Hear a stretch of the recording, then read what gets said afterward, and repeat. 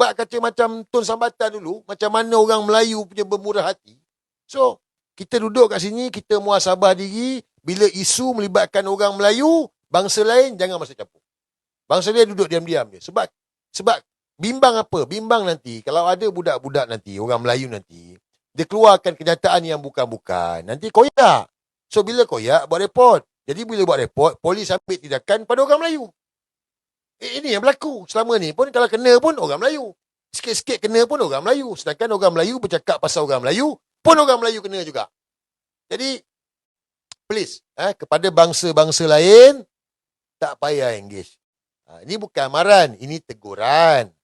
Sebab, cerita dia gini je, guys. Contoh, sebagai contoh lah.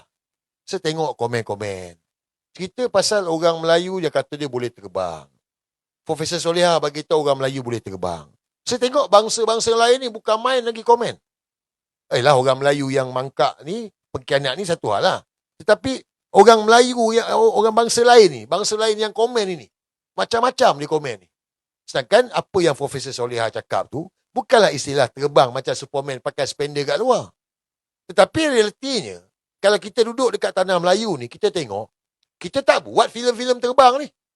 Ada ke? Ada ke? Ada ke saya tanya ni? Kita tak buat filem-filem terbang ni. Tapi kalau kita tengok cerita China ni, China lah. Jangan lupa subscribe dan tonton video penuh di Suara Dunia.